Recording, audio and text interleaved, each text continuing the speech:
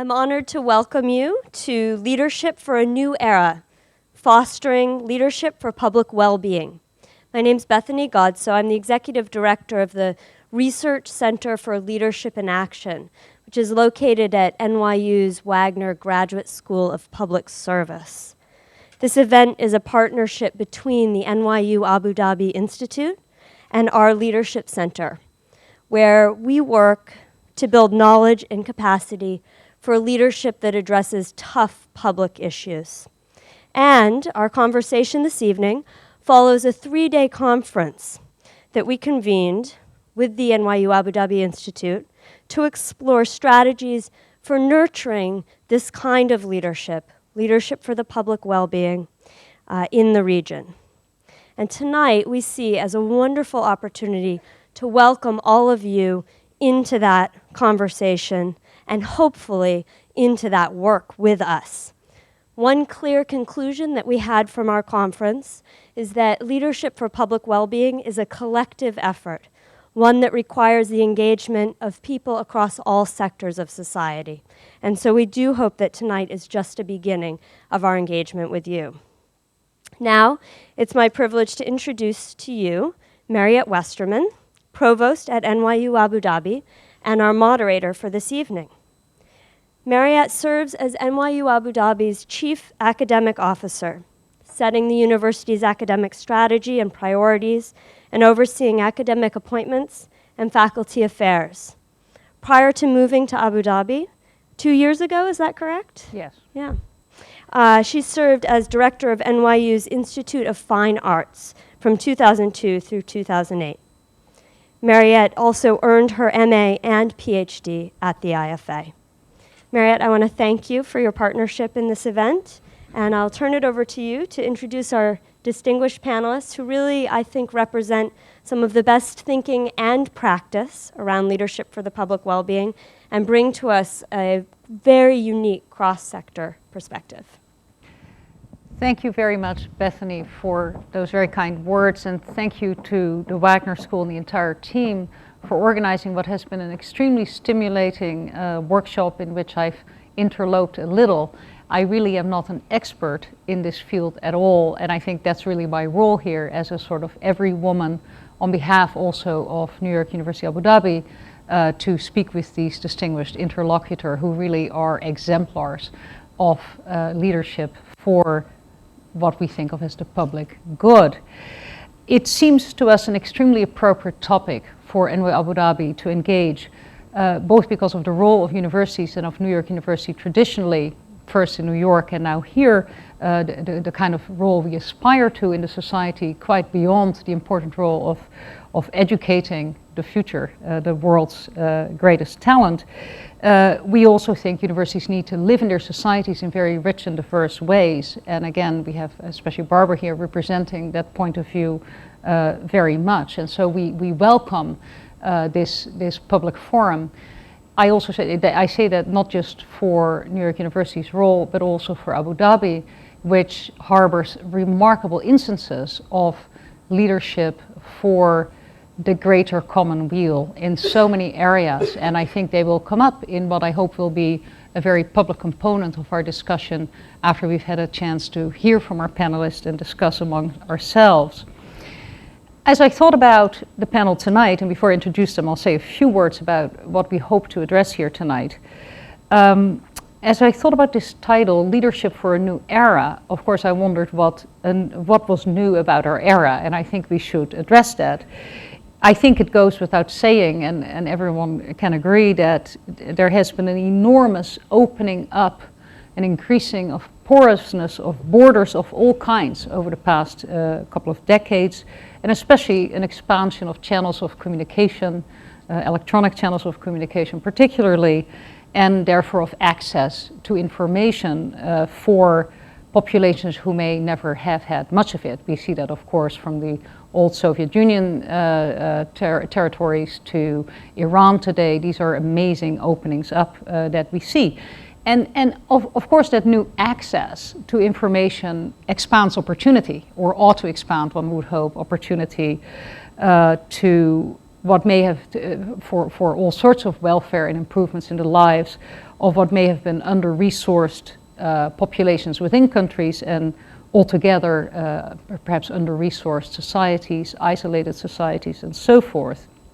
But of course, as therefore solutions seem to become more available to perhaps endemic problems, the problems also appear to be more varied and perhaps global. The problems turn out not to respect the borders any more than the flow of information now does. And so with these openings up of our new era, perhaps it's fair to say that new uncertainties on a more global scale and regional scale also emerge. And any kind of problems fall under this category. Problems, of course, that we would hope to address in our university in many ways.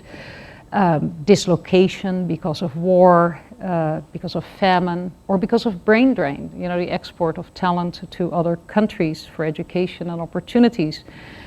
The global financial crisis, we of course noticed, didn't respect borders of any kind whatsoever. And it's also true that with this opening up of borders and increasing migration of people in various ways because of all sorts of causes, positive and negative, you get the potential of, on the one hand, you know, a better intercultural understanding within societies and among societies. That certainly is the hope that universities, I would hope, and countries like Abu Dhabi would represent. But you also find, of course, that the norms and values of rapidly diversifying populations can clash, and it can be hard to find shared models of governance for them. Common goals and common ground can be difficult to settle on.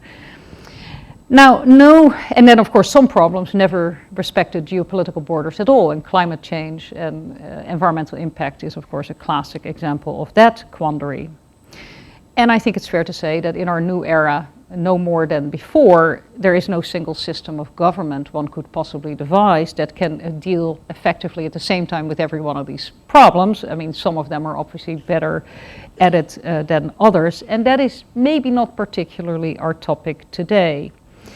There is, whatever one's model of governance may be under which one works or a society tries to better the lives of its people, there is much talk of leadership being required and perhaps new models of leadership, individual, collective, and so on.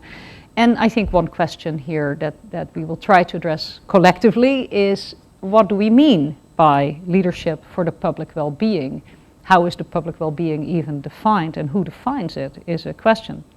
Is it a government responsibility, primarily, as would be the prevailing view in some countries?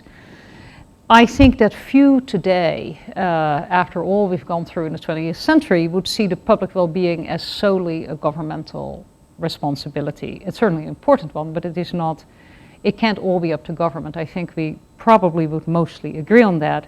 But where does the government's role end and where does it begin? That is of course, a big question always in any society. And I think the fracas over United States healthcare reform is a very good example of that, but it's hardly a new example. That's a problem that's been debated and the pendulum has swung in it for 50 years without effective resolution in a way.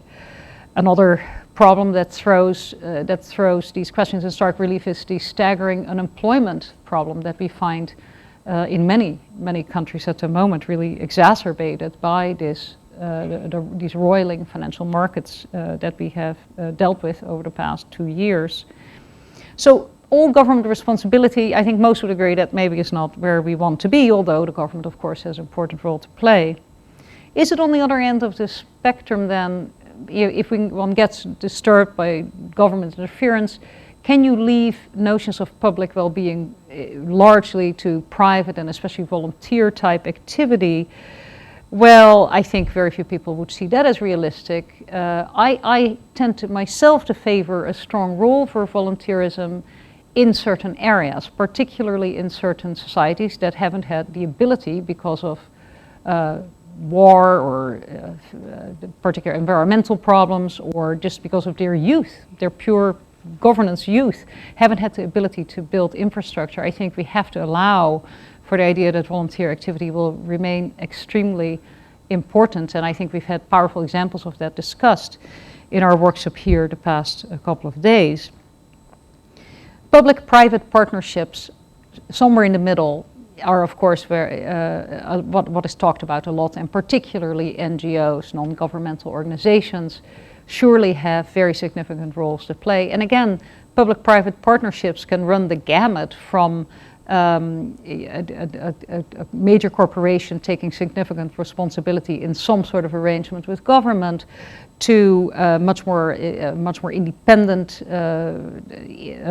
type non-governmental organization, to all sorts of incentives that the government may produce for private activity and corporate social responsibility. There is not one model here at all, and I hope we will hear a lot of talk about the different possibilities here, and also solicit your ideas about these questions. Now, these are huge questions I've put out there. We're not going to solve them all, that's not the idea. We will concentrate tonight on leadership for public well-being in the contemporary Arab world, in our location. There are many areas of activity actively requiring leadership, from the governmental to the NGO variety to the public-private partnership to the volunteer here. If you read the Arab Human Development Reports, as I think many of you have, you know that literacy, education, women's health, unemployment, poverty and so forth, environmental sustainability are all big topics on the Middle East, North Africa agenda. Now, when considering leadership in Western Asia and North Africa, two themes tend to call for our special attention, and our panelists here tonight are special experts in this, which is why I want to draw them out up front, but there are others we will address. First, I think women's well-being in these rapidly modernizing yet also culturally quite conservative societies is an urgent question as well as opportunity. The education of women who may not travel abroad, the brain drain risk is less high and so forth. These are issues we can talk about. At the same time, I think you all know that Arab countries are, in world terms, in global terms, experiencing the greatest, what is called the greatest youth bulge of any of today's countries in the world. And by that is meant that within any one of these countries, the proportion of the population that is between, say, 15 and 24 years old, that's usually the bracket, 15 to 24, ranges from about 15% at the low end to 25% at the high end. And that is because fertility rates, especially until recently, were still expanding here. That is slowing now. But what it really means is that by 2035, the youth of the Middle East and North Africa will represent 100 million people, which is on the total population projections for these countries very, very high. Population growth in this part of the world is still close to 2%, which for the world was a level in 1970, and disproportionately so you get these youthful populations, which represent on the one hand an enormous economic and social development opportunity if you can convert it into a productive working, well-educated working population, the way Asia was able to do. And so that is an opportunity, but of course we know if one isn't able to convert those opportunities, there are also real challenges there. So I hope that talking about this potential resource, these resources of women, these resources of youth will be addressed today. Here are our three exemplars. We will ask each of them to speak for a little while about the particular work and contributions they are doing in their particular environments and countries. I will introduce each of them and then ask them to speak in order. We have at the very left from your point of view, in the beautiful yellow jacket, Asia Al-Lamki. Asia is the cultural attaché for the Sultanate of Oman in Washington, D.C., and she's been there for the past 2 years almost. She comes from research and the academy. She was assistant dean for research and postgraduate studies at Sultan Qaboos University in Muscat in the College of Commerce and Economics. She is an expert in questions of human resource management, organizational behavior, in particular in the, also international management. She is internationally recognized for her research in these arenas, and particularly for her writing on female leadership in Arab societies. Even while in Washington, she has been a visiting researcher at Georgetown University's Center for Contemporary Arab Studies, addressing again gender issues in Arab organizations. And we are delighted that you've taken time to travel here from your very busy schedule, diplomatic schedule, to be with us. Certainly. To her left is Barbara Lethem Ibrahim.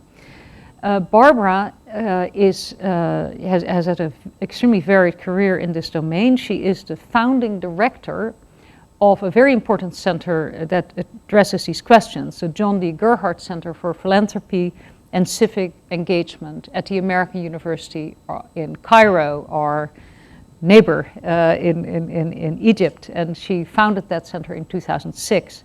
Before then, she was for 14 years the regional director for West Asia and North Africa for the Population Council, and she can probably correct all my population figures, and that would be welcome.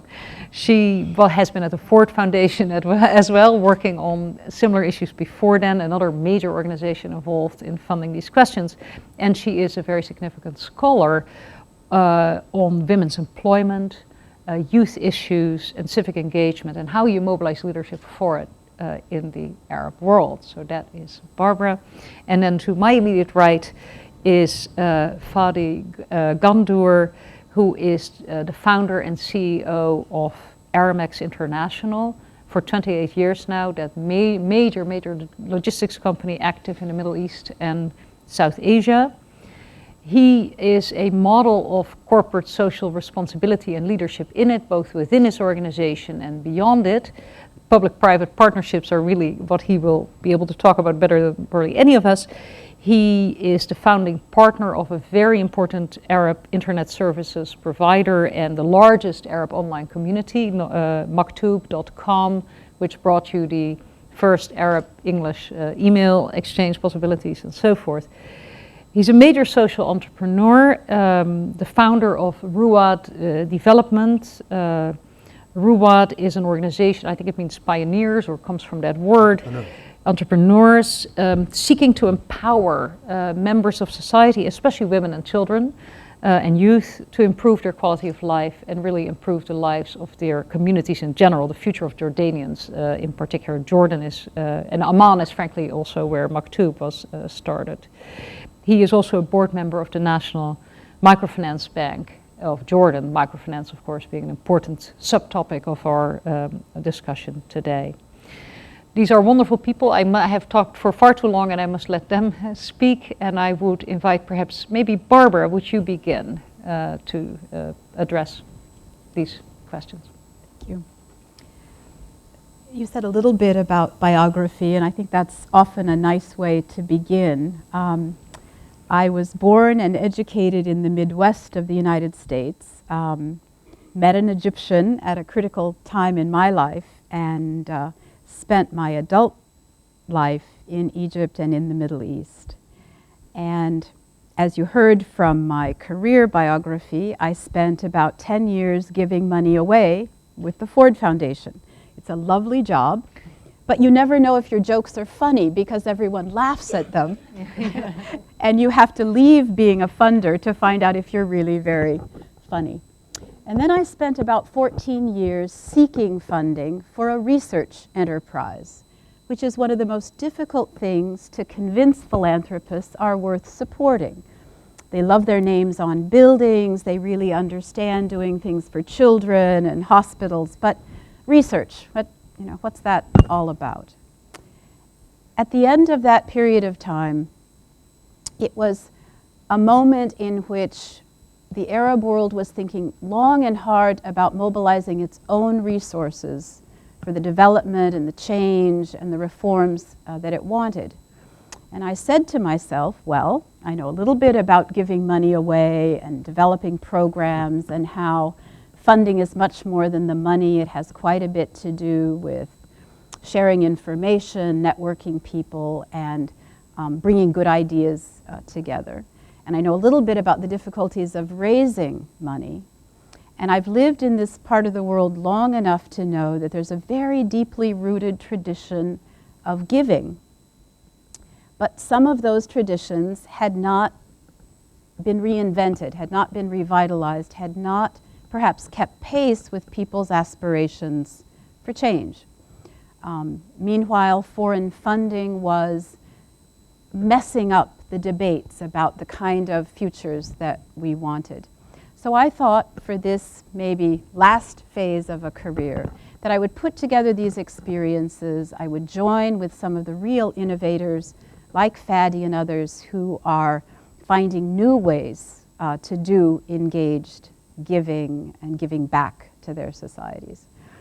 And the first thing we asked ourselves was, how do you support or build a field when no one really thinks about it yet as a field? So even the word philanthropy people stumble over. It doesn't have one good translation into Arabic. Some people think it only means giving money or having assets, where in fact, if we think about the word deeply, because it is love of humanity in its Greek roots, you can give your time, you can give talent, or you can give accumulated treasure. And probably the impacts are going to be much better if you figure out a way to put all of those together effectively. So in thinking about how might a university-based center support this emerging innovation, we decided the first thing we really probably needed to do was document exemplars, document the very exciting reinventions of this field. And let me just give you a couple of examples or stories that will make this concrete for you. Very shortly after the war in Gaza, when we were all moved and concerned about the destruction and the human suffering, one of the UAE's real exemplar companies, which you will all know, Abraj Capital, wanted to do something about the orphans that had been created. I think there were about 1,400 of them, with either parents who'd been killed or injured or were unable to care for their children. Now, orphans is a category that is very traditionally understood as an important way that Arabs and Muslims can give social solidarity to those who are the most vulnerable in our society. So Abraj began a discussion with the Welfare Association. This is Palestine's oldest and most venerable foundation. I think it's about 25 years old now, about how to give immediate succor and support to these orphans. And together, these two organizations had a dialogue that came up with a much better idea than the original one. Instead of just immediate rescue, what if an endowment fund was created? What if money was invested so that these orphans could be cared for from today through their graduation from university and through a first job, so that there was sustainability and that these kids' futures would be assured? And in fact, in the end, that's the kind of structure that was worked out in a very short time when good minds and two good institutions put their heads together. On a very different level, women around the Muslim world are thinking about the ways to use their talent and their time and their funds to reach out to other women who may feel that they have been left out by some of the traditional ways in which zakat or other kinds of funding are distributed. And they have formed the Muslim Women's Fund, which is growing very rapidly, which is encouraging a lot of energy. There are very young women and very accomplished and very successful women participating. And they will make small funds available to great innovative ideas in local communities that help women, whether they're Muslim or not, take their true place in society. I'd like to also mention one other exemplar philanthropist tonight, because he left us recently, passed away far too soon. And that is Tariq Ben Halim, who was born in our region but lived in London for many years, was a tremendously successful businessman, could have continued to do that forever. But he wanted to give something back in his own part of the world. He said, "What do I have to give back? I have the skills and the sort of risk-taking and risk assessment skills of business, And I'm concerned that NGOs and civil society in the Arab world don't often take advantage of those skills. So what they do is innovative, but it remains small. Or it's not sustainable and they spend all of their time looking for the next grant instead of doing their good work. So he put together an organization. At first he called it the Arab Learning Initiative. Now it's called El-Fanar. And they look for innovation in NGOs that are working on the rights of the dispossessed. One example of that is quarry workers in Egypt. Many of them are kids. They have the toughest physical conditions probably of any kinds of jobs, no education, no safety, no concerns for the other parts of their lives. The NGO that was working on that couldn't figure out how to sustain its activities. So El-Fanar put them together with business expertise, and together they are expanding tremendously the ability to do this work. So those are the exemplars. What does a support organization do? Well, obviously the first thing we can do is document and tell these stories and try to tell them powerfully, get the word out, make sure that in the realms of public education in Arab countries, the discussion can be about charity as a starting point, but we also begin to expand beyond that and think about sustainable change and the kinds of reforms and developments that we all want to see rapidly, not 100 years from now. And once we've done that documentation, once we begin to see emerging trends, we need to feed that knowledge into capacity building. Now, one of the best ways to build capacity is often not to train or to lecture or to give advice, but to bring philanthropists together so that they can learn from each other. So we often think about peer learning experiences, exposing philanthropists in one part of the Arab world to those in another part, bringing global connections in so that that learning curve gets shortened.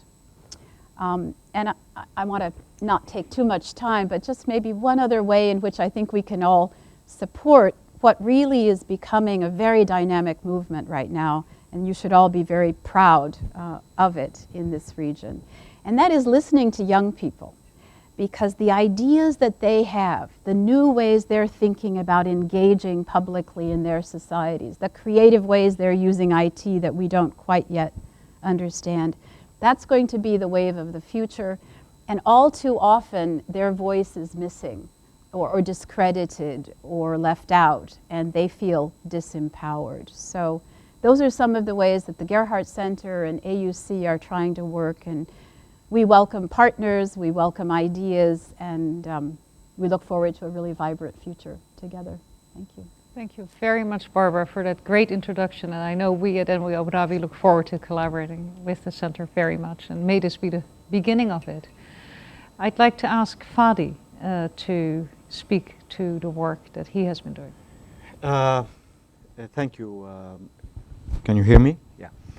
So I will actually put out something that relates to your original excellent introduction, and talk about maybe a new paradigm that we need to think about in the way we manage our corporation. And I'll put that for maybe further debate from the group here. So it's essential that the argument about the role of business in society is settled finally, because for the longest period of time, specifically in the US, which takes leadership among these issues, because the democratization of corporations is at its best in the US, meaning public companies and holding companies to their responsibilities in the communities that they operate in. So Milton Friedman writes a paper in 1970 and says the business of business is only business and has no purpose whatsoever other than maximizing shareholder value. So the issue of shareholder value maximization has obviously become the biggest issue that we have been facing in the past 12 months. What does shareholder value maximization mean? What does profit maximization mean? what is the definition of profit, and who are the shareholders or who are the stakeholders at the end of the day. So is the destroying of environment in the name of increasing profitability or decreasing profitability? If you make money today and you go bankrupt tomorrow, is this a definition of success? Am I doing well when I announce a good quarter and I'm not caring for the society that I live within? Is an indication of my success? How are we valuing the corporations that we are either investing in or either doing business with or touching every day? So a new paradigm, I think, and I obviously have the answer for this. So Milton Friedman has to, his theory is no longer valid, even though it's still debated. I still go to conferences up to today, and they still say, the business of business is only business, and we have no other purpose. But in today's world, in the globalized world that we are in the complicated organizations that we run, the inevitability of us having to redefine our role in society very clearly and very adamantly is the time for now. I mean, it is about time that we say companies cannot be defined only from a shareholder perspective. They have to be defined from a stakeholder perspective. If you do well, the well-being of the corporation means the well-being of all its stakeholders, not the well-being of its shareholders alone. We cannot. I run a public company, by the way, here listed on the Dubai Stock Exchange, and I can tell you, as a CEO and the founder of the company, I cannot entice a single employee to work for the company if I tell him his sole purpose is to maximize shareholder value. How boring, how negative, how destructive. If we do well in our corporations from a stakeholder perspective, which means we do well with our employees, we do well with our communities, we care for every single stakeholder that we touch, then we're going to maximize shareholder value one way or another. And shareholder value can be defined by caring for the environment, caring for healthcare, caring for education, because the shareholder is part of the stakeholders. He is part of the community. So if I'm investing as a private sector person in education, then there is a return for that. If I am investing to make sure that I am a green company, for instance, Aramex is a logistics company that is in the business of actually destroying the environment one way or another. So how do we green ourselves, and what value does that have? How are we going to view the short term and balance the short term returns with the long-term returns and with the societal returns? So there has to be a financial return and a social return at the same time, and balancing them out together. That is a critical point that has yet to arrive to the region, by the way. So our position in the region, since we talk about public-private partnerships here, is that there is, and I'm going to put some controversial issues here. There is really distrust between the public sector and the private sector. So we can talk about it all we can. It's a beautiful concept, but until either side invites the other to its domain, we're not going to have serious public-private partnerships. Meaning, the private sector has to step up and accept the issue of its responsibility towards the community that it lives in, beyond PR jobs of CSR. So, and CSR is relegated to PR departments in our corporations, and take them much more deeper into their responsibilities towards society. And then the government has to also open up on its side and say, we cannot resolve the complicated issues that we are facing today in our societies alone, and we need strategically to partner with civil society, which includes the private sector in it. So for the longest period of time, civil society excluded the private sector. There were no entrepreneurs in civil society. Civil society was about NGOs alone. Well, neither do NGOs, nor the public sector, nor the private sector can address the very complicated issues that we are facing today, specifically in the Arab world, and specifically in the issue of youth, and specifically in the issue of job creation, and specifically in the issue of educating these youth to become job market ready, rather than just feeding them information that when they graduate, they really have nothing to do with the realities of the marketplace. And the tripartite partnership between the public sector, the entrepreneurs or the private sector, and the NGOs and civil society are going to be the only way that we are going to address the long-term issue of stakeholder value and the public well-being, and having the public well-being tied directly also to the well-being of the corporation and all its stakeholders. So, and then as we do the discussions, I can address some of the issues that we are doing in our corporation, but I think that's, I would have liked to have given a framework to where I'm coming from and what the issues we should be addressing today.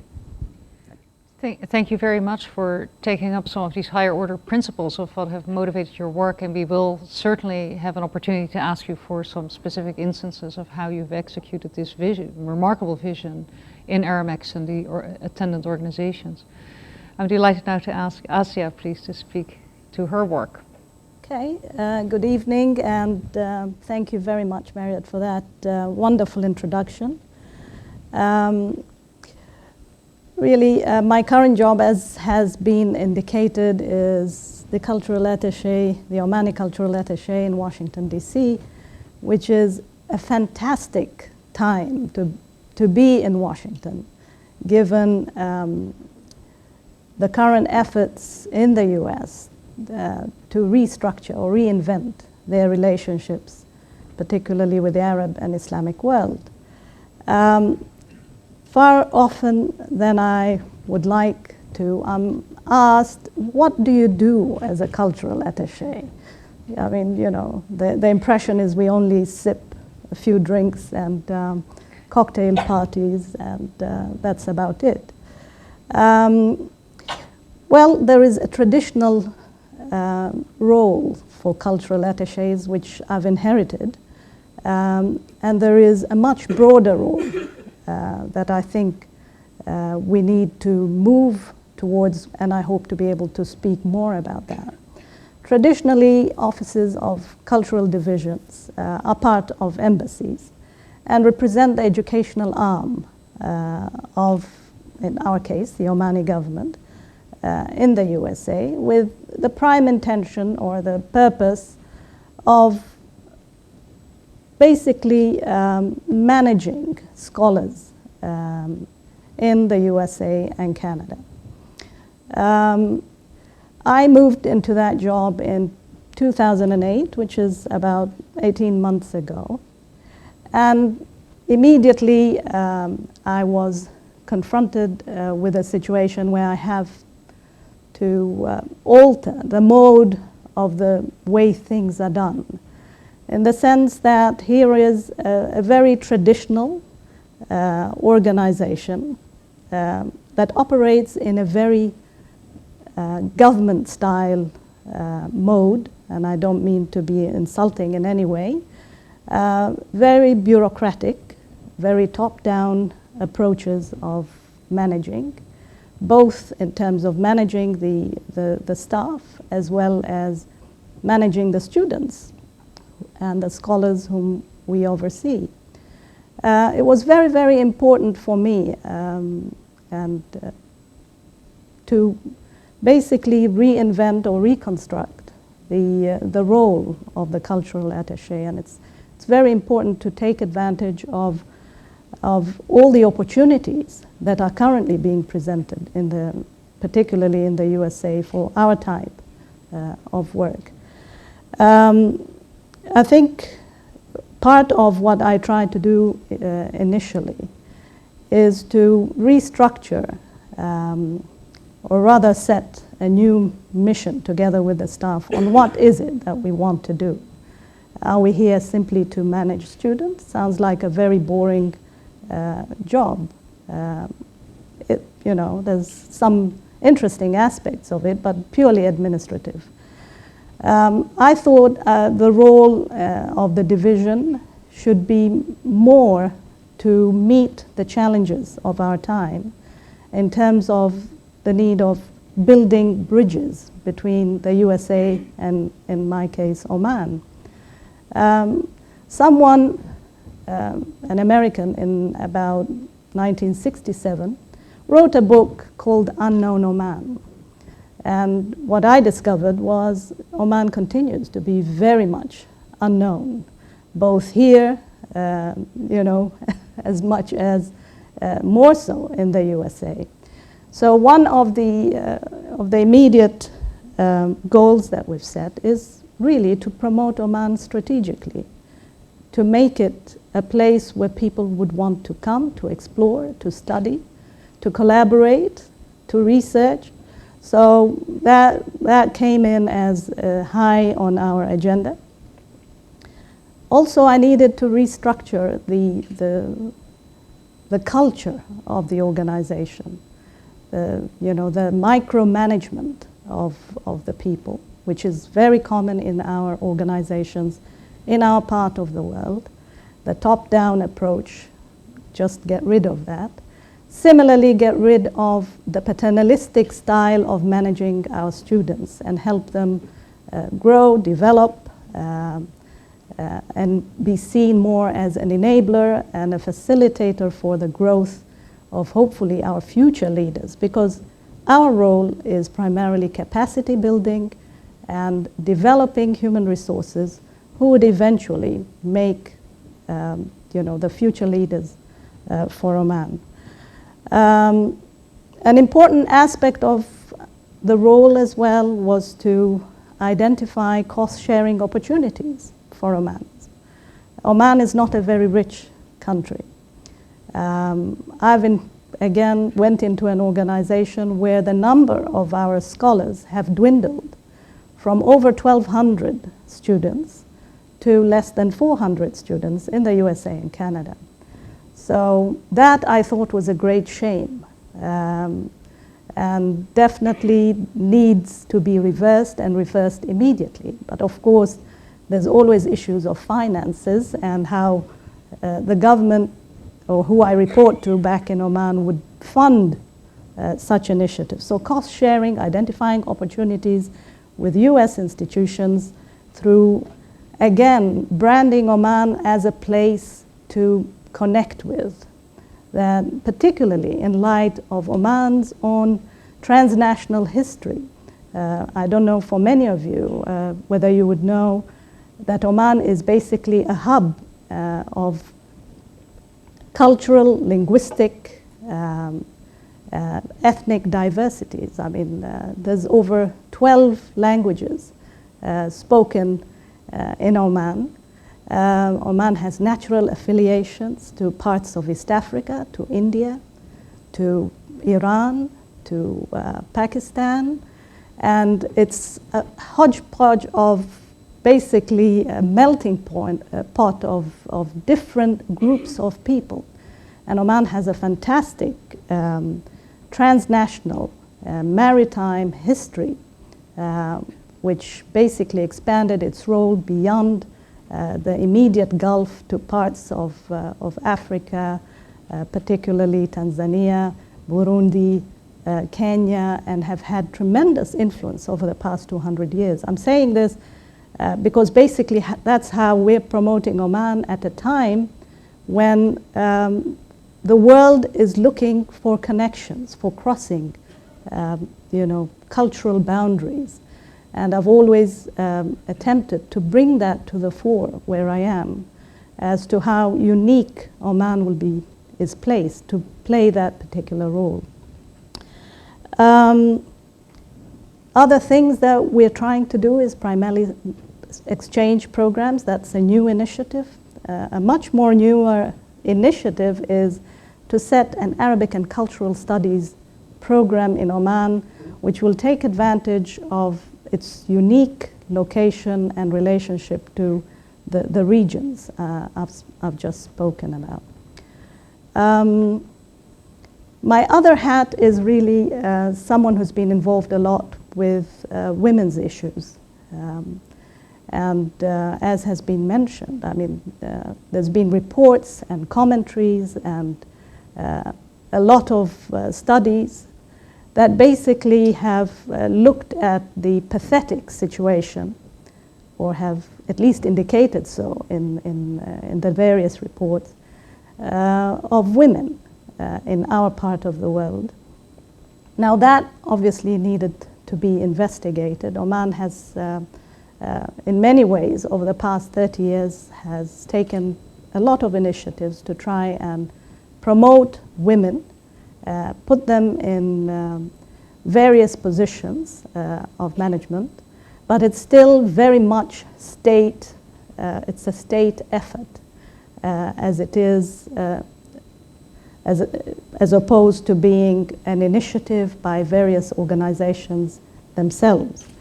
My main interest is to study how that is evolving, the women that have been put in positions of power and how they're being perceived as opposed to how they perceive the realities around them. And there's very interesting research that we're working on because as much as the facts and realities on the ground tell us that women are being disfranchised, that women are underutilized, that women are not taking or given the opportunities that men have in our part of the world, the women themselves don't seem to see it that way at all. So, you know, and it's left me as someone who was doing research in that area in a bit of a dilemma, because I was quite convinced that women are not where they should be. So it's those types of issues that we are hoping to be able to contribute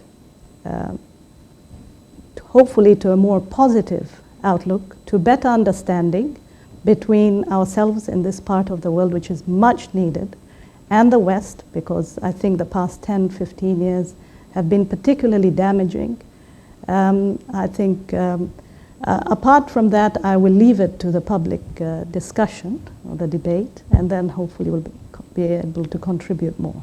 Thank you.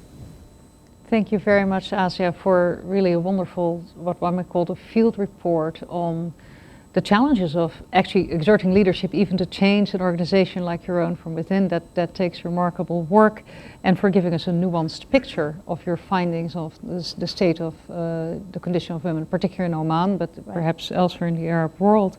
Before we open it up to the floor, I'd like to try to draw out from your very rich and diverse presentations perhaps a few themes that I would like to ask you to address. You've each spoken in different ways about new kinds of leadership that are perhaps required, and I'm not looking for one single solution here at all, but would you say something about the most effective models of leadership you now see for the kinds of problems that we're dealing with here, which are obviously all, you know, either at least regional and probably transnational issues, although often they're very detailed ones, as Barbara has shown us that need to be dealt with innovatively right away.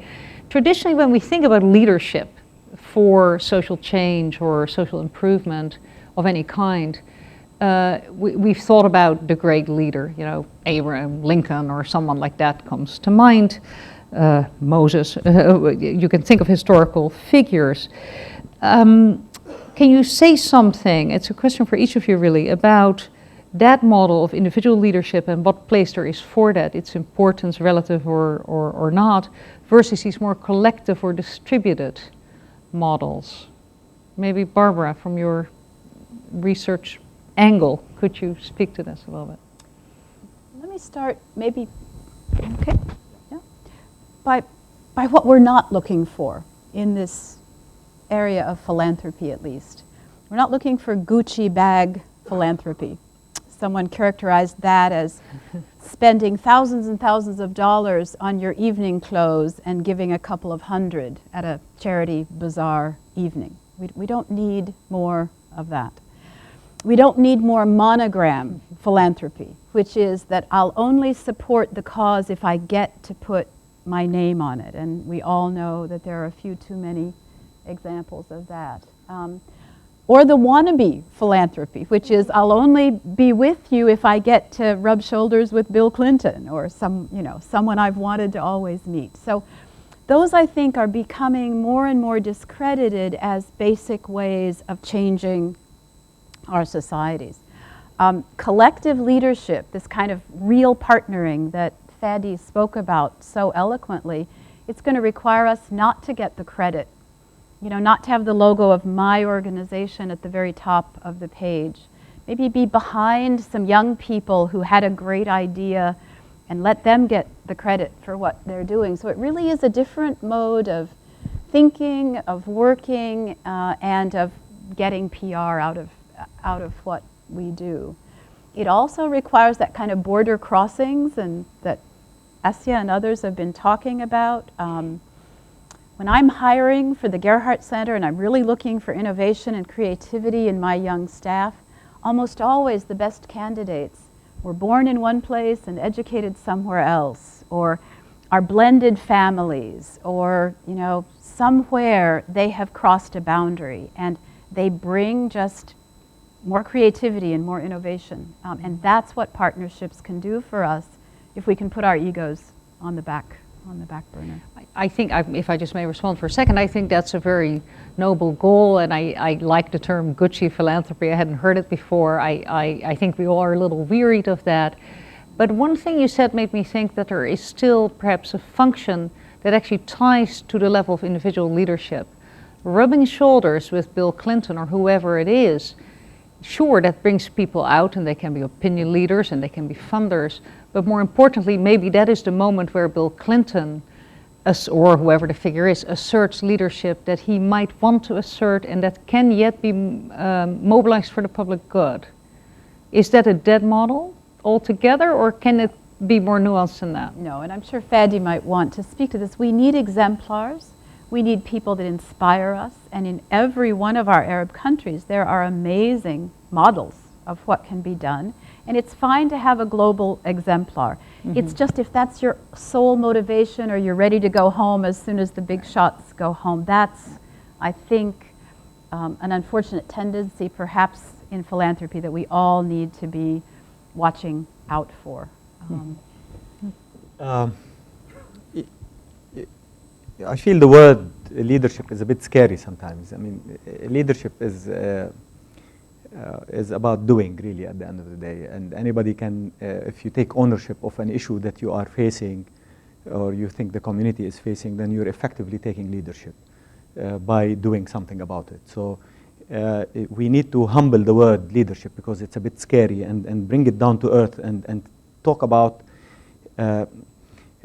actually becoming activists, taking ownership to your role in the society that you are in, feeling that you are part of a society and the well-being of society is part of your well-being and your well-being is part of the well-being of society. If we bring it down and make it much more tangible and much more reachable for the individual, because at the end of the day, and I am a believer that there is no single person that can make a difference alone. I mean, the concept of the leader, a leader has to implement things through people. He cannot do things by himself.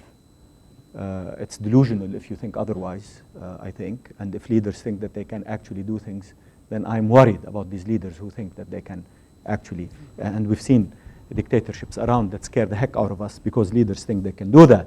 But at the end of the day, leadership in this sense that you are talking about is an individual taking responsibility, individual or a group taking responsibility for addressing an issue that affects them and affects the society that they live in. It's very simple. That is, I think, what this 2-3 day workshop has been about. It's about the public well-being, and the public well-being is about us, is about you, is about our interaction with each other and how we can resolve. Because look, there are no. I'd like to rub shoulders with Bill Clinton. I haven't done that. I have never been to the Clinton Global Initiative, but because I think the $25,000 that they ask for are better used in the community that I'm helping in, without necessarily having Bill Clinton celebrate me. So. Or the community that we live in. And I'll talk a little bit about how we have addressed the issue of creating, for instance, in NYUAD. Just to give you a small example, NYUAD, which is an organization that I helped found with a group of private sector individuals. The concept of it is as such. We are telling two groups of people, one on the margins of society and one at the heart of affluence. We're telling the entrepreneurs, you have to stop complaining, you have to stop theorizing, and you have to stop throwing the responsibility at the well-being of your society, at government all the time. The government is not doing that, the government is not doing this, fine. I mean, I can't influence government, but I can influence myself. And if I'm able to do things, then you step up and do what you have to do. So the idea is to bring these entrepreneurs and tell them, you are responsible for the development of an area that has been neglected. It's very simple. And then we go to the people on the margins of that society and say, we are entrepreneurs coming to help you. And they're going to be scared to death when they see us. And they'll say, what the heck are you coming to do here for? Who are you? Why us? Is this a Zionist conspiracy? Is this a Christian evangelical, preaching process? What do you want to do with us? We are Palestinian refugees. Do you want to settle us here forever? There is a conspiracy.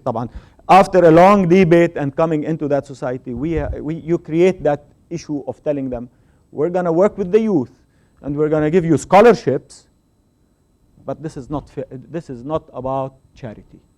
Because not a single one of you is going to get your scholarship because I am feeling sorry for you, or I am feeling that I need to sleep well at night, so I have to give that community because that's my duty or my religious duty. I have nothing to do, nothing against religious duty, but it's not an activist role. So we tell these kids, in return for that scholarship that you're getting, you give back 4 hours of volunteer work. So you effectively are earning. So you effectively are telling them you're empowered. You're effectively telling them the minute you graduate, you really don't need me anymore. Because that's the indication of the success of this organization, is when somebody that is a beneficiary and the partner actually takes a leadership role and says, I am taking care of my community also. Mm-hmm. And that's the concept of leadership that we are talking about. It's a very down-to-earth, frontline-ish, touching the community concept. It's a very powerful model, I have to say, and you have the results to show it, which is important. I was wondering, Asya, if you would be willing to address female leadership in the Arab world and in Arab organizations, which you have studied extensively. Well, I think the concept of female leadership, and most of my work again has been in Oman, it's a new development. So in that sense, many of the women that have been put forward in leading positions have not had any background in leading, have not had any training in leading. They happen to be very highly educated women. Some come from academia, some come from public or private sector jobs, but have not gone through the ranks and basically have been appointed. It's what has been referred to as kind of state appointments into these positions, which brings its own set of challenges, basically, as to in what way should they be perceived and be presented or present themselves. I think the area really requires a lot of research still as to, are the female leaders a duplicate of male leaders in skirts? And to what extent have they... Men would like that. Yeah. And I think we see that image coming up, and hopefully it will transform, because a lot of the women haven't had also role models as women leaders. So whenever they look at leaders, they've seen men. So, okay, there's a leader, let me be like that. So I think that's an area which is challenging, because women come with their own set of skills. I don't mean to say that women are unique creatures in that sense, but they are probably, the nourishing aspect. They have the family responsibilities that they've been involved in. And being able to translate that into organizations, to bring that passion and compassion to the role or their roles as leaders, I think is an area that they need to work on, as opposed to just emulating male leaders.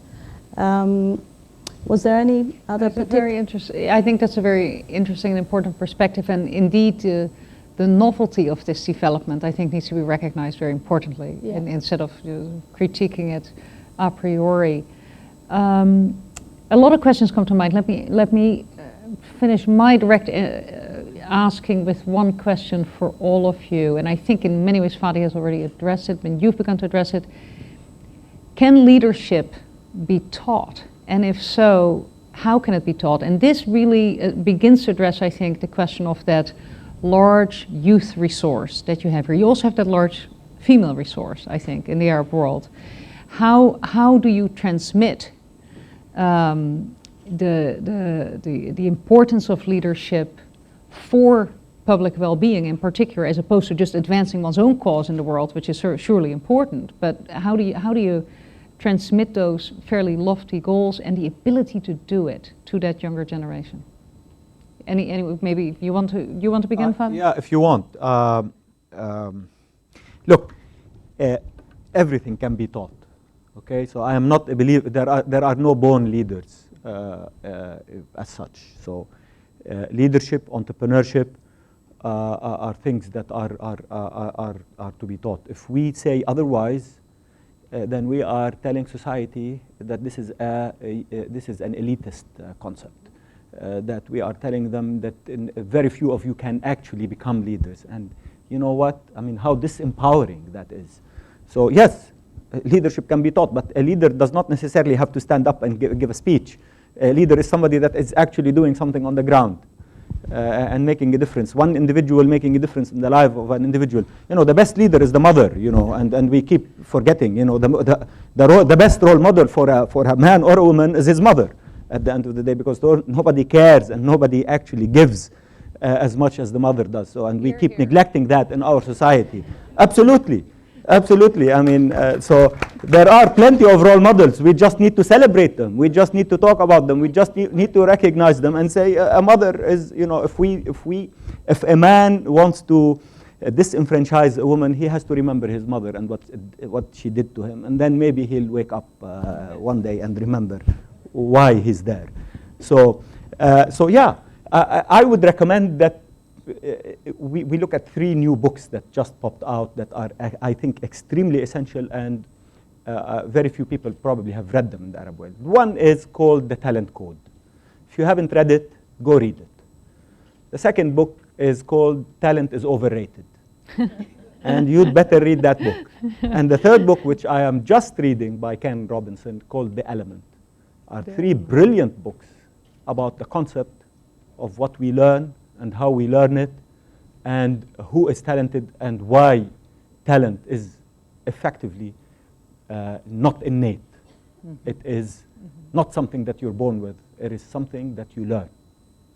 And that is the most democratic process that you can give to any individual, because you're telling every single person that is born today, that you are able to do it, given that the enabling environment is there, and given that we understand that learning is something that is essential for what we are today. Panelists, do you concur? Go ahead. Absolutely. And I think about that in a university context in which, of course, you can teach theories of leadership. You can teach principles of leadership. You can teach this year's, you know, a la mode leadership. Is it transformational? Is it whatever? But leaders are made by practicing in their everyday lives or in the places that they care about the change that they want to see. And the research tells us that as soon as you put 3 people together, in fact, 2 kinds of leaders emerge. There'll be a task leader who's helping to get those 3 people to do whatever it is, get through passport control or change the world.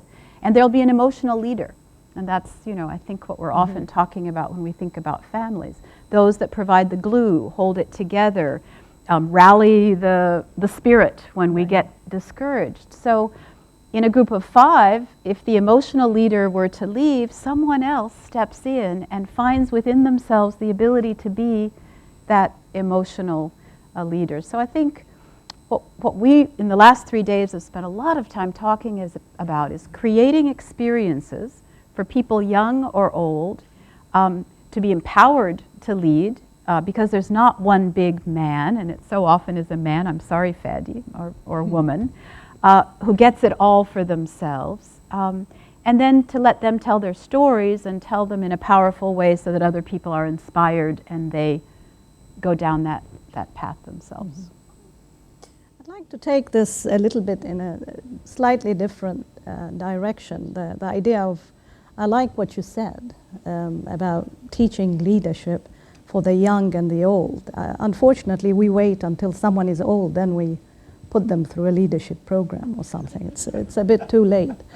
And it's very, very important at this phase of our country's development is to critically look at various aspects of the formative side of leadership, whether it's our schools, our families, eventually our organizations, and what goes on there. So when we talk about teaching leadership, you know, what are we doing in schools to help our young develop all sorts of skills for leadership and understand that leadership is not just about someone standing, being politically appointed, cutting ribbons. It's more engaging, it's more passionate, it's feeling for the others and the public good that we've been convening about the past 3 days. So, you know, it just brought a different dimension in my thinking. Yeah. Thank you very much. These have been wonderful accounts and responses to each other already. We very much want to involve all of you in this collective work of thinking and talking about leadership for public well-being and what the public good might be.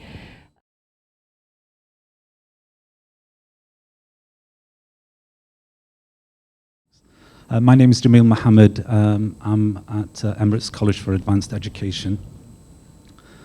If possible, 2 quick comments. You mentioned something very important, which was very interesting and important, which was in reference to public well-being and who actually defines public well-being. If you look at first world nations, you find that they have a common reference point, where they will always take their problems and find solutions to solve their problems. They have, we could say, an ideological leadership. So when they want to solve a problem in society, like for example in America or in the UK, they will refer back to secularism, back to freedom. They will look at the economy. Shall we nationalize or shall we privatize? No, we will privatize because we believe in freedom of economy. Do we allow this book to be published or not? We refer back to the reference point, which is freedom of expression, a freedom of the individual. So you have fundamental reference point that you will refer to solve your problems. And this reference point will be the defining reference point to define if something is good or bad. So as an example, you find that women in the West are used to sell a car, to sell a chocolate, a piece of chocolate, yes? They use them in, when you look at the West, the reference point is the individual, is freedom of the individual. So people would define this, well, that is good, that is a right for the individual. If you refer back to the Arab world here, this is not culturally correct, even though they don't have a comprehensive reference point here in the Arab world. So therefore, what is lacking in the Arab world is a defining, comprehensive reference point to solve their solutions, which is rooted within the culture here. Thank you very much. I'd just like to ask, and then we do want to get to some others, but I'd like to ask if anyone wants to respond on the panel to that absence of common shared reference point in the Arab world. Whether you even agree on that is a good question. But absolutely. I mean, look, the Arab Human Development Report gives you a reference point. I mean, there are commonalities that each country has its own way of addressing them, but the issues of education, issues of job creation, issues of empowering the youth, issues of women empowerment and gender gaps. I mean, these are common, scientifically defined through the Arab Human Development Report that has created some controversy, but has, at the end of the day, each country has found that it is a common, it is something that they need to address. So I tend to agree with you, but there is a huge number of issues that there is relatively agreement on. Any other comments on? Yeah, well, I know exactly what I believe you're trying to say about freedom being a constituent element of society, but I would hope that using women to sell cars is not the manifestation of how this is solving our problems. That's just a side comment. Yes, every society does have a story or a way that it thinks about itself, but could we not possibly say that for this part of the world it may not be individual freedom, but it might be human dignity or social solidarity? And the problem isn't that we don't have a principle that unifies us, it's that we haven't really figured out who to hold accountable.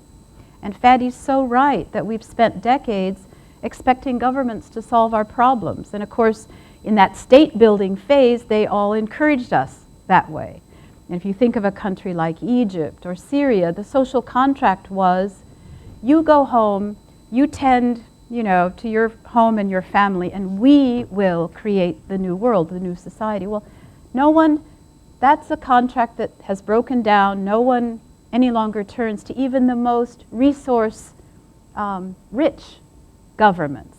The problems are too big. They transcend public sectors. And so we're all going to have to put our hands together. And we're still working out the modalities to do that. But I'm not sure our problem is that we haven't latched on to freedom. But that's a personal opinion. I tend to agree with Fadi that at least the issues, the challenges, have been identified in some of the reports that have come up over the past few years. I have a problem with how it's disseminated or how it is being discussed.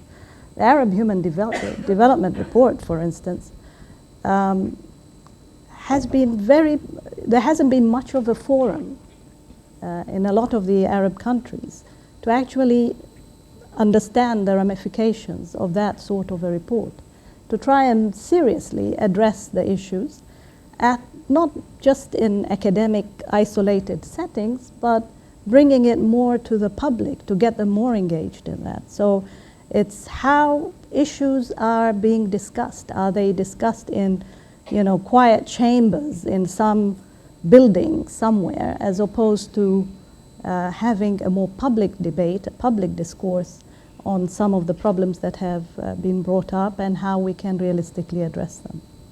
The question of transnational fora for this in particular seems important, or multilateral.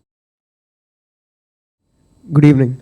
I'm Tanveer Shah, and I ran an NGO in Bombay while I was at university about a decade back. At our NGO, we were conducting entertainment events for the underprivileged society of Bombay. While conducting these events, one of the key requirements was funding. To get this funding, we would have various kinds of donors. Out of 10 donors, 2 would just donate so that they get to come to our events and hobnob with Bollywood personalities, the Bombay film industry actors and actresses.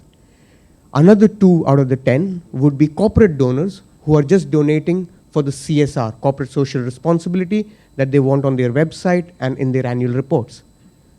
Out of the 10, another 2 would primarily be doing it to have their name up there on our website, on our events when we announce to the general public how this event was conducted. It was conducted by the funds donated by so-and-so great personality or rich person in your community. As a leader conducting these events and running this NGO, I had 2 primary goals. our motto, first goal, our motto was spread happiness to the underprivileged of India. And second goal was to conduct the event, to get money and conduct the event, to execute, not just talk, to execute. To get these two goals, I was very comfortable with Gucci philanthropy.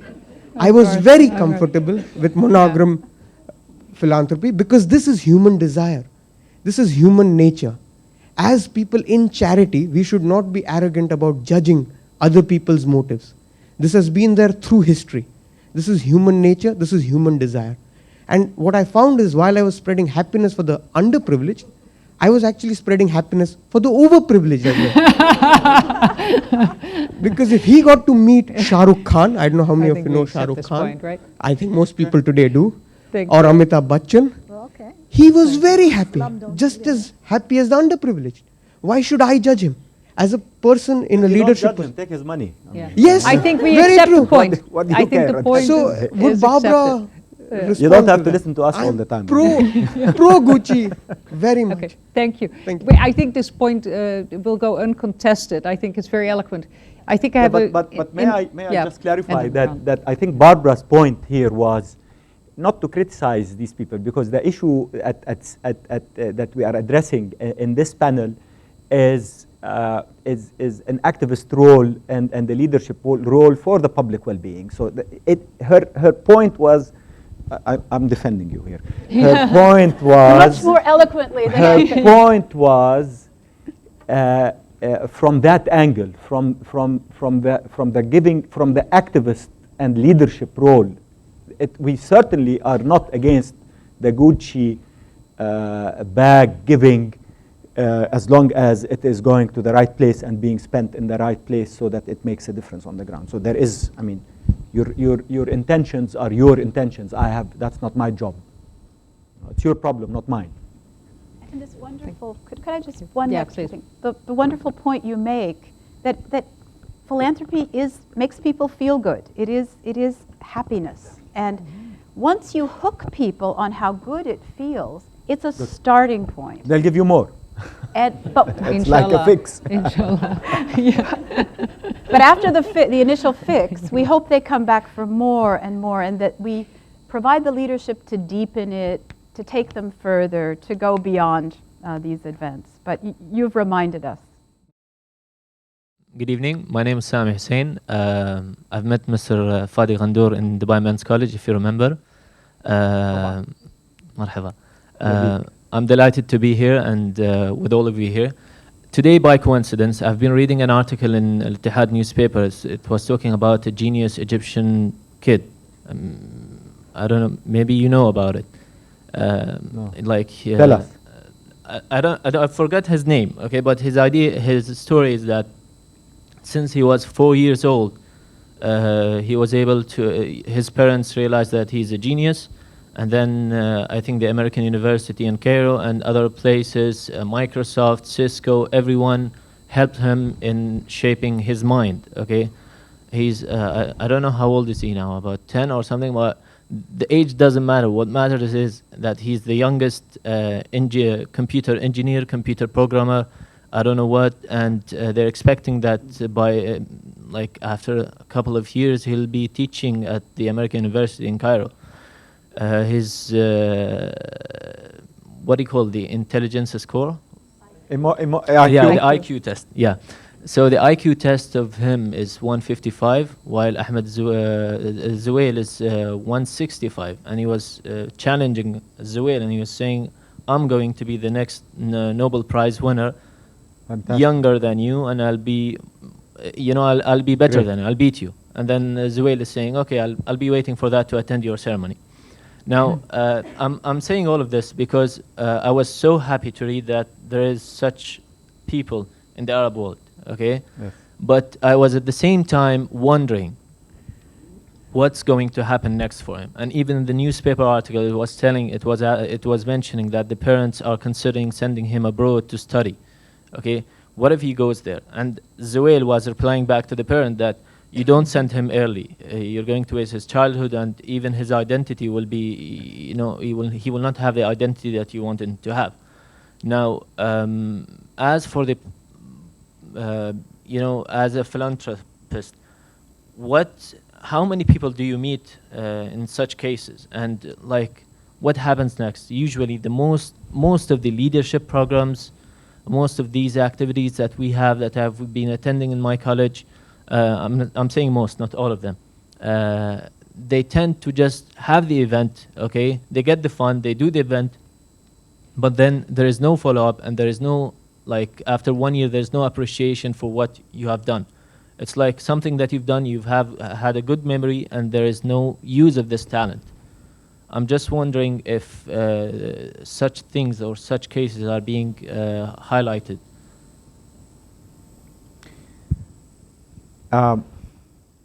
You know, there are 900,000 Egyptians that need jobs every year. So they are as important as this young gentleman. So we need to balance out between making sure that society has stability by making sure that these people have the knowledge and the capabilities to go into the marketplace and find jobs, whatever these jobs are. And that single individual, solving that single individual, that young man is the easiest of the jobs, by the way. I mean, that's not the challenge that we are facing in society. So I think you raise a really good point. If we only worry about the disadvantaged, we won't tap the talent, the creativity, and the gifted minority.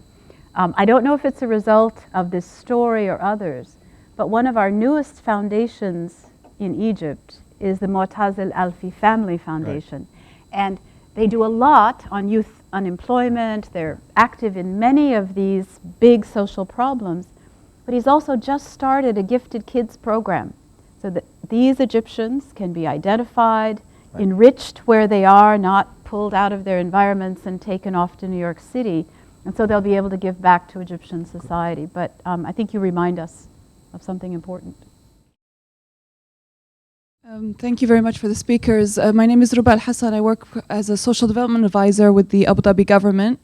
I have a question for all of you. I really like your ideas on, might be a bit contradictory, but we were studying Oman a lot on the grassroots organizations, and totally agree with Fadi's point on the three sectors or three areas that need to be involved to work on public well-being. And I feel in the UAE we miss a lot out on the NGO, the civil society part, mostly because we've been a welfare state, a newly formed 36-7-year-old welfare state. There hasn't been a need as much as there has been in Egypt to develop all these NGOs. What can the government do from a state's role? What can we do to promote it other than just throw money at people trying to open NGOs? What else can we do to support or instigate this growth of civil society? Asya, you want to start with that? Yeah, I could start with that. Thank you. That's an extremely important question. I think if the business of business is to do business, I think the business of government is to, take a side seat sometimes and let some initiatives take place. I can speak about NGOs in Oman, for instance. The process itself of setting an NGO is cumbersome. You have to go through many stamps and signatures and approvals, and by the time you're established, you forgot why you wanted to set the NGO. So I'm not sure what's the situation here, but that for me is very, very important. Just let people get on with what they want to do without so much intervention. That way we can get more results. I think Fadi has also, thank you. Well, I would say that the two key elements in that is bringing the private sector and concerned citizens that would like to set up social enterprise organizations should, that's the way to go. I mean, going to the private sector who feel that they would like to do something and get them to understand the concept of becoming activists rather than only charity givers or CSR organizations. So activating the role of the private sector with individuals who are aware of the issues or who are concerned about the issues, and then eventually going to government. You know, you have to rid yourself. I have to be careful here, but you have to rid yourself as citizens, wherever you are, from the welfare mentality, meaning government is the mother that gives all and provides all. The minute that safety net is removed from your psychology, then you're going to find that no matter how rich the government is, there are so many issues out there that are unable to address. So many issues, and we know them. I mean, look, we live here. We know these issues. So government, it's not about money. It's about capabilities. It's about skills. It's about knowledge. It's about bringing all these skills to resolve these issues. And then money is the easiest, by the way. The easiest way to do things is to get money off the shelf. It's the skill, and it is the awareness of the issues and finding the models that properly address these issues that actually matter. From the last couple of days, we've been hearing about some really amazing initiatives that are coming out of UAE universities and also out of this very innovative youth volunteering program out of the executive authority. So maybe a way forward would be to think about that cadre of young people that are either doing service learning inside their universities or some kind of experiential learning, or have volunteered and kind of gotten excited about it. And as they graduate or as they move on, maybe a little bit of incentive money and some mentoring and some partnering to see what they would like to do to carry that forward and have projects that are ongoing. And a little incubator function might be very interesting. And I'm sure the business community would love to jump in on that. I think the idea of incubating social enterprise is a brilliant idea, actually. Creating incubators for social enterprise. And there are many models, by the way.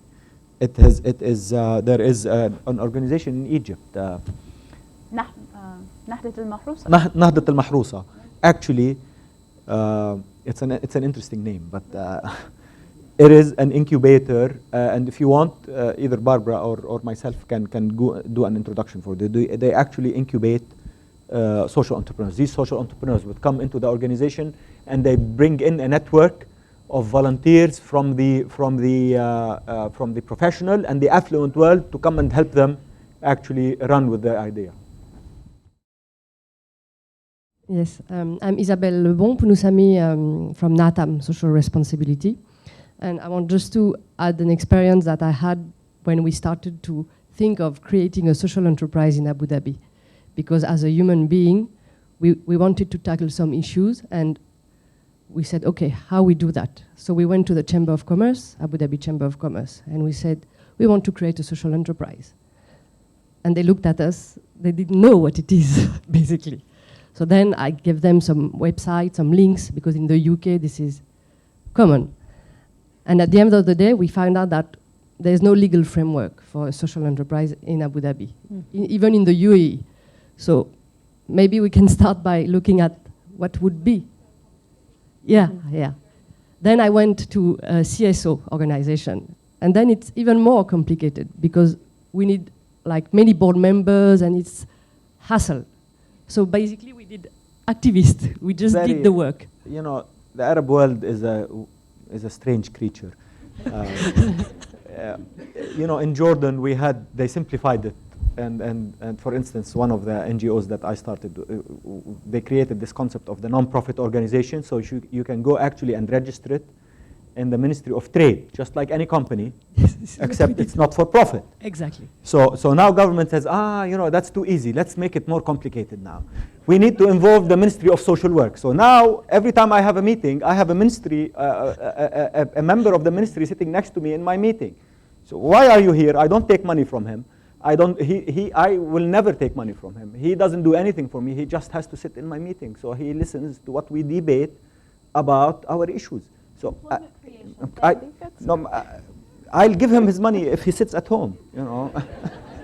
But so we need partly it's political, by the way. Partly because there were some political organizations that were registering under the NGO world, specifically the Muslim Brotherhood in certain countries, get foreign funding, etc. And Barbara knows a lot about the issue of foreign funding. So it's a complicated world out there, which effectively kills the productive story of creating a social enterprise. So because they're worried about something, they treat us all exactly the same. So maybe a little bit of lobbying to tell them, there is another story here that can actually help you in creating an alternative to what the monster you're scared of. I see a lot of hands, so I'm going to suggest, because I really think it's important to hear all these voices and we're getting a little short on time, I will flow the traffic as best I can and let all of you speak and then see how the panel wants to respond. And we'll start with Ibrahim in the back there, and then I've seen all your hands, so I see the four of you here, and if you have hands here, you can raise them too, so I see you. Okay, thank you. Hi, my name is Ibrahim Tadros, and I'm from the Executive Affairs Authority. First of all, Fadi, thank you for giving us a role model in Jordan as young Jordanians to look up to and be like, hopefully, at some point in the future. My question is this. You started an NGO, you've started something like NYUAD, and it's doing extremely well in Jordan. The challenge that I've had in my humble experience in working with setting up NGOs or institutions of the like is it loses momentum after a while. It starts, it's great, it's working great, but then people just lose it. They just, whether they're doing it on the side or whether it's finances or whatever it is. How do you deal with that? How do you make sure that the organization keeps going and it doesn't lose momentum?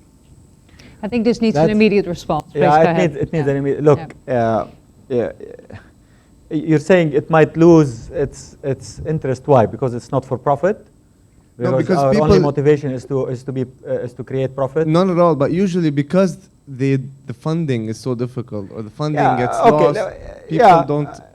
I mean, partly the funding, but I have found incredible social entrepreneurs that are single individual social entrepreneurs that have maybe one or two people or even one person by himself that have created and made a heck of a lot of difference. There is, for instance, Raghida Al-Ibrashi in Cairo that has created an organization that is called Alishanik Ya Baladi. And it's just an amazing organization. And you will be surprised how she gets her funding. It's unbelievable. But look, if you believe in what you're doing, you're going to be creative. I mean, social entrepreneurship is social. An entrepreneur is an entrepreneur, whether it's for social returns or for financial returns. At the end of the day, it's about how much impact you have on the ground, how much effective you are. That keeps your organization going. And people love success stories. So the first 2 years are difficult, and then eventually people will latch onto you. That's, laws of the marketplace at the end of the day. Ibrahim, if you can pass the microphone to the right, the gentleman with his hand up, almost at the back there, Iman, behind you. Assalamu alaikum. My name is Khalid Al-Darai. Through your experience, which is more beneficial to society, group leadership or individual, and why? I'm going to hold that question for now, and then we'll come back to it. Thank you. There was here in the back and then in the front. I haven't forgotten you back there.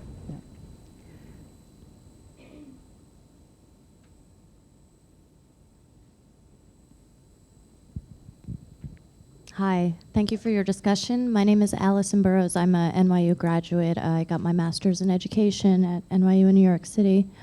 I was interested in hearing more about, excuse me, public well-being on the level of the children in Abu Dhabi. I'm teaching at an international school here, and I very frequently see children who are battling obesity, a lot of childhood diabetes, very poor nutrition in the lunch boxes of my children, my students, excuse me, the public safety with regard to, riding their motorbikes without any helmets, things of the sort. I see that every day in my classroom, and it worries me deeply. Their school performance is affected because many times their nutrition is not adequate for the needs of a growing 6 or 7-year-old child and, moving forward.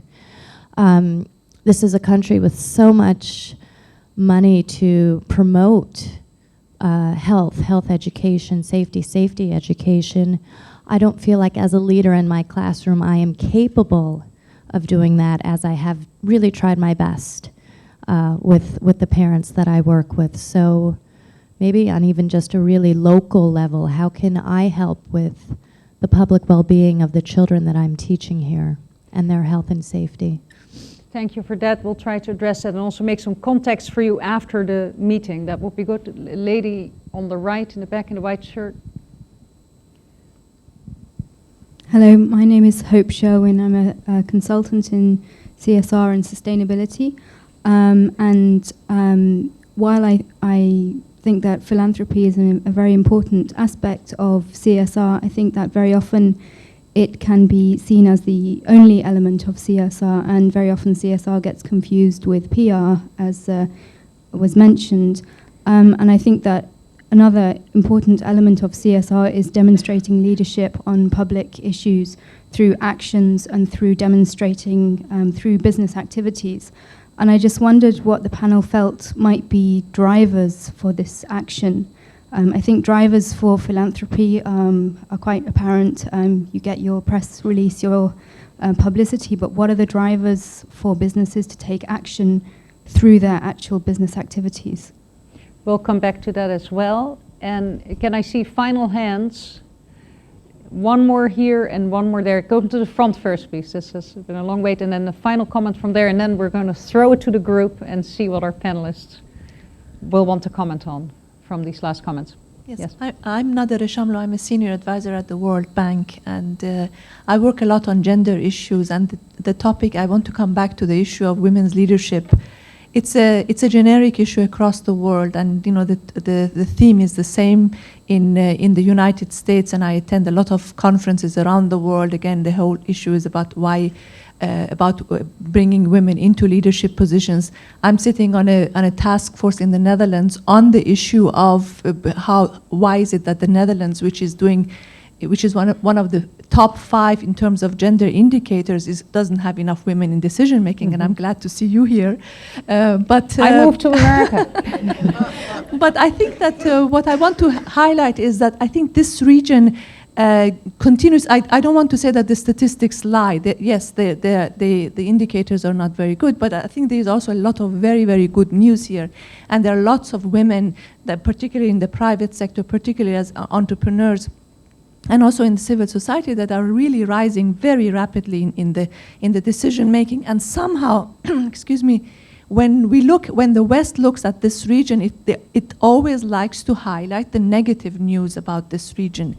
And in a way, the negative news overshadows some of the positive aspects and positive gains that have been made. And in my view, this negative view of the role of the women in this society, and I am myself from this part of the world. I'm from Iran, so I'm not, I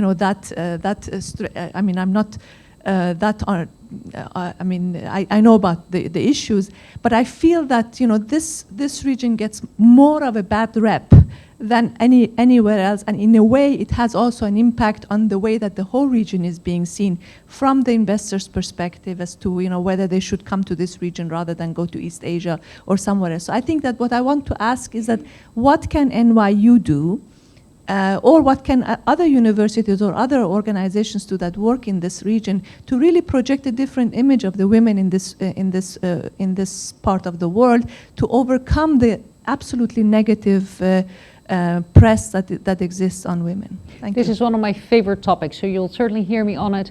I just really the final 2 comments, one there and one there, and then we're going to bring it back to the panel, please. Thank you. Good evening. Sid Jeffy from Teach for All International Education NGO.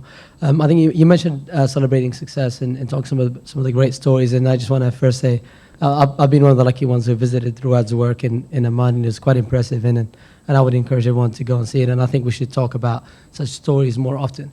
My question is going back to this question of leadership, and my question is really, would it be fair to say that the term leader and the idea of being a leader has been tarnished by, let's say, political leadership around the Arab world, and how do we then disassociate the term leader from kind of the negative image that it kind of gives people in some places? Thank you. Thank you. And there finally. Hi, this is Amir from, well, a new social nonprofit, what you want to call it. It's called End Passportism. So my question actually is following on from the lady that talked about being Iranian and being a lady and the gender equality. I think one issue that I see around in this region is passportism, right? So I just happen to be, I'm originally Pakistani, but I happen to be born in the UK, so I have a European passport. And I can see just how much easier my life has just been. You know, in the last year, I've traveled to 5 continents, no problems. And my argument would be if Bill Gates was born in Afghanistan, he would have spent the whole time in visa queues, while you know, Bill Gates from the States is able to promote his ideas globally. But the cool thing is the opportunity is in the internet, right? So now, you know, the internet, if you go through Odesk or any of these ELANs or things, you can start outsourcing stuff globally. So online, all these borders are disappearing. But in the real world, we still have all these borders which put a lot of countries at a disadvantage, right? So that's my question. So I just some views about how we can do that and get rid of passportism. These have all been wonderful questions that have been raised just now, which is why we thought it was important to let your voices speak. And I think it's enough material for another 3-day conference, which we hope the Wagner School will bring back to us again. But I do want to give the panelists a chance to respond to any of the topics that were raised. I think there were 2 very meaningful questions about leadership models and the possibility for different leadership models in the Middle East. What are the drivers for action as opposed to philanthropy? I thought that was a very good question.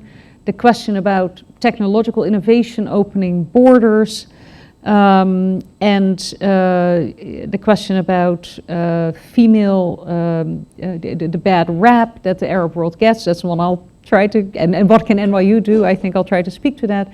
And a question, of course, of children. I really don't want to prioritize what you all want to talk about and want to give you all a final word here.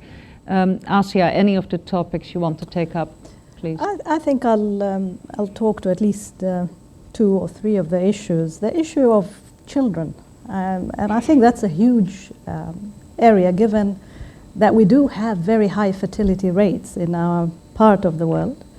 And it's alarming, the extent of child neglect, that we may not actually see it reported.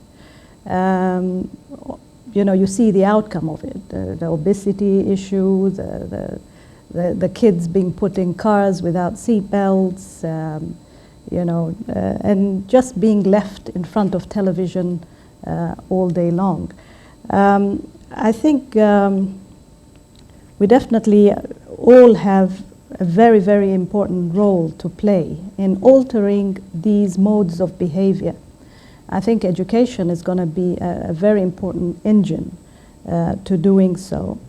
You know, re-educating values, helping mothers, particularly who are working, by allowing them time to be more at home, but also educating mothers, and hopefully through NGOs and fathers for that effect, to be more responsive to the needs of children, their psychological as well as physical well-being. I think with the, I don't know if I've answered your question on the, you know, and I'm going very, very quickly. What can NYU do to improve the bad rep? I don't want to take away your role, since that's NYU, but yes, there's been terrible images, or you know, what we read about the situation of women in this part of the world, which can be very, very empowering, but right now we don't have the other narrative. The discourse has always been from the other side, and I think this part of the world, the women in a way, the educational institutions, we need to document, we need to bring it to the public, we need to talk about it. The discourse has to go beyond, again, private enclaves. We always talk about these issues in our social settings, but that's about how far it goes. So I think educational institutions would definitely need maybe courses on issues of women in this part of the world, bring out the case studies that relate to women's achievements, women's role, particularly now. I mean, we have ministers, ambassadors, we have people in public offices leading different organizations as well as the private. All those need to be brought to the fore. There is a make-belief, and I currently live in the West. Our ambassador happens to be a woman. She was the first woman ambassador appointed in the US. As a cultural attaché, I'm always kind of looked at, how are you here, and are you here with or without a chaperone? It's the image that have been ingrained for too long. And there's nothing like attitudes and images that's, nothing harder to change. So I think a project that we need to have in this part of the world to educate not only our own, but the other side as well. Thank you. Barbara? Maybe I'll start with one of those last questions about political leaders discrediting the field of leadership. It's not a unique problem to this part of the world. Look at how a bad democratic leader can give democracy a very, very bad name, and now we're digging out of that. Pick elephant in the room. I'm just kidding. That elephant over there. But I think the role of public discourse and of public intellectuals is to remind us that bad apples really shouldn't discredit concepts that we all need to move forward. And I link that then back to the interesting question whether group leadership or individual leadership is more important. Surely the moments in history when we can point in our part of the world to civilizational excellence and progress, it was when there were great individual leaders who were opening doors, breaking paths, having courage to do things that, in a way, no one else had done before, but not locking out or closing the door to group leadership that was perhaps at a local level innovating, figuring out a different way to do things, building on native knowledge or tradition to do things importantly. So I really just don't see how we could choose one of those over the other. And I agree that perhaps when you feel discouraged about how big the problems are, and we are at universities or in schools, we sit in classrooms as teachers, it can be a disempowering moment. But I think what we've learned worldwide is that schools are very powerful institutions to turn on these problems. So if an entire school adopted poor nutrition as this year's theme, and every single classroom of kids was, bugging their moms when they went shopping to pack their lunch bags, and if they were measuring the calories or the usable energy and whatever was in those lunch boxes, you could think of a lot of ways to be creative if, as an institution, not just a person, you were trying to address that problem. And just a little plug for a way in which I think our region is starting to become more networked and therefore more powerful. A group of universities in the Arab world who've been practicing civic engagement and figuring out how to use classrooms and faculty expertise and administrators, knowledge about how to run institutions to really then help civil society run theirs better, have formed an alliance and are trying to work together so that these ideas of civic engagement go beyond one university, the MAN Alliance, and I'd love to talk more with people that are interested in knowing about that. Absolutely. Bobby, drivers for action? So a couple of points here. Drivers, for sustainability and CSR, if you want to call it that, CSR beyond PR, is a differentiator. If you're in the business of sustainability, you're differentiating yourself, meaning you're going to recruit fantastic people. Your clients are going to be engaging you because, listen, in the future, if you're a company that has a bad reputation in terms of how you deal with the community and the environment around you, you're going to have issues with your stakeholders in general. So your community, your shareholders. I tell you, in many contracts now for multinational businesses that we are bidding on, if we don't have a sustainability report, we are not able to bid on them. So the drivers are, you know, you wanna compete in the 21st century, you'd better think sustainability. It's a question of survival, not thriving. So I can tell you, in my company, many people would tell you, and I'm going to boast a little bit here, we really have no issue in recruiting people. Never. In the past 10 years, our reputation as being a company that has a corporate culture that is empowering and engages the community has enabled us to recruit anybody we choose to recruit. And we keep our people inside the organization. So that's the biggest asset you can create. So there are plenty of drivers. If people want to compete beyond being in a protectionist economy, you'd better think sustainability. Number two, the other issue that I'd like to just address very quickly in terms of leadership. So again, the issue, a leader is credible when he does what he promises. So forget the bad rap and the publicity. Yes, when I went into NYUAD, people question, you know, who the heck are you? Private sector, you must be corrupt, you must be greedy, you must be coming to the, you know, you're laundering your money, whatever. So as we built, and you visited the only way, my history as an individual and as an organization meant nothing to these people because they didn't know me and they didn't care. As far as I'm concerned, this is a company that's making money that wants to maybe give us some money here. The only credibility that we got on the ground, even though we were fought massively by the political forces on the ground, and you know who we're talking about when we talk, you know what it was? Simply delivering on what we promised them. We said we're going to fix the school, we fixed it. We said we're going to provide scholarships, we provided scholarships. We said we're going to get a clinic, we got a clinic. We said we're going to build a library, we built a library. We said we're going to build a post office, we built a post office. You think the community does not take us seriously now? That's what leadership is. You promise, you deliver. The bad rap that leaders get is that when they promise, they don't deliver. So it is about action. And putting your money where your mouth is.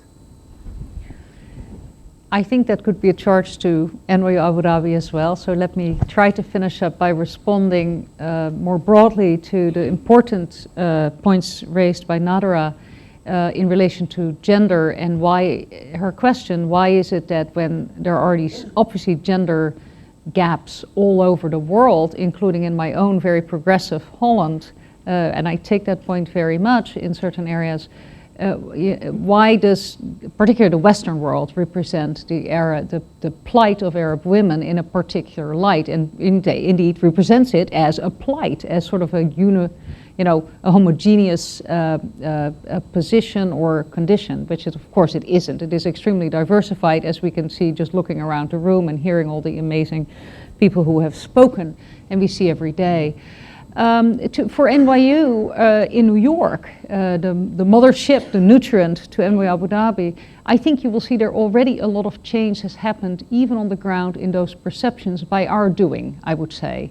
By our coming here, I think many of the faculty and administrators associated with NYU Abu Dhabi who have come here from the beginning from NYU and whom we have recruited from elsewhere to come here and live here, these are among the most talented, whether by acquisition or innately among the most talented women in the world, and they have come here and found this an extremely congenial place to live and to work. I personally have felt it to be that way, and so whenever we come back to New York and tell our stories, and many of those stories make it into the press and into the Chronicle of Higher Education and to the thought leaders of the world, I have to say we have, I think, begun the work of changing that perception also because we have been working with a wonderful group of students, of whom Sami here is a male representative, who are Sheikh Mohammed scholars, who travel to the United States with us, with or without chaperones, and who take classes with us. So I think it's on that level of individual interaction that a lot of change can happen